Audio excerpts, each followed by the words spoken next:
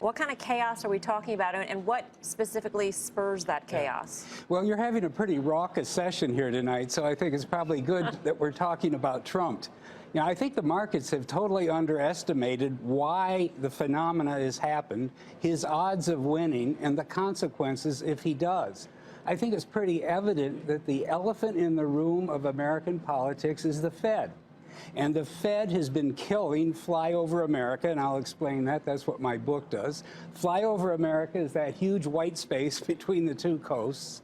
And we have had an enormous loss of jobs. Everybody knows that, real breadwinner jobs. Real wages are down. Investment, if you look at real investment, plant and equipment after depreciation, it's negative 20% for the last 15 years. And that's why the rubes are in revolt. That's why they're coming out.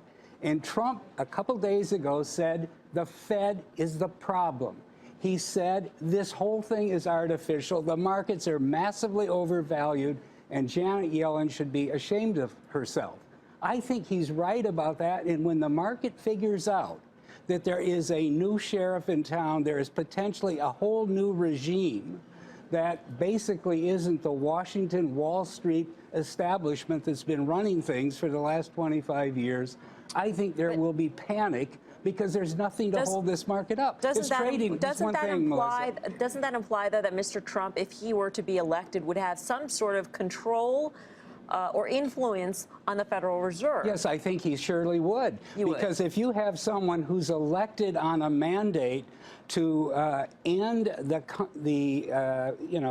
damage that's being done to flyover America by inflation targeting. It's a horrible thing. 2% sounds good to the Keynesians, but if you're in a job that's competitive with the China price in goods or the India price in services, you don't want inflation, you want less inflation. If you're in flyover America and trying to make ends meet and prepare for retirement and you're getting zero return on your savings, it's not a good thing. If you're in flyover America and your employers are borrowing trillions of dollars to buy back stock and do M&A deals like this crazy Monsanto thing today, you're not being benefited. You're not a happy camper. So I think at the end of the day, Trump is going to go after the Fed, and appropriately so. He's going to say end inflation targeting. He's going to say stop punishing the savers. He's going to say stop siding with Wall Street. He's going to be in charge of all these things. Maybe that is the case, but it can't be that the Fed only is driving. There's monetary policy, there's fiscal policy, and I think even if he wins, you're going to have a House that's very divided. He's the most polarizing figure we've probably ever had. It's hard to see how that presidency would be able to drive forward some of what he's talking, or what you're suggesting. I agree with you. I don't think anything's going to happen. I think there's going to be total paralysis and almost political carnage in Washington. Nothing will be done on fiscal policy because, after all, we have a $20 trillion debt already, and it's going to be a total divided, paralyzed Congress, so nothing will happen there.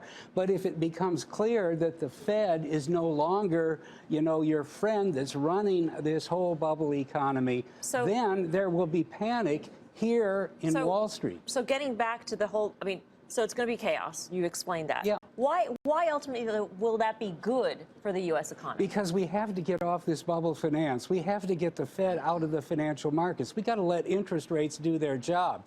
We've got to let, the capital markets allocate capital and not simply function as a casino that trades by the day and hour. Somebody's got to rip the bandage off. Somebody's got to rip it. Nobody wants to do it right now. And so far, no one has been willing to do it. The last Republican administration thought it was a wonderful thing.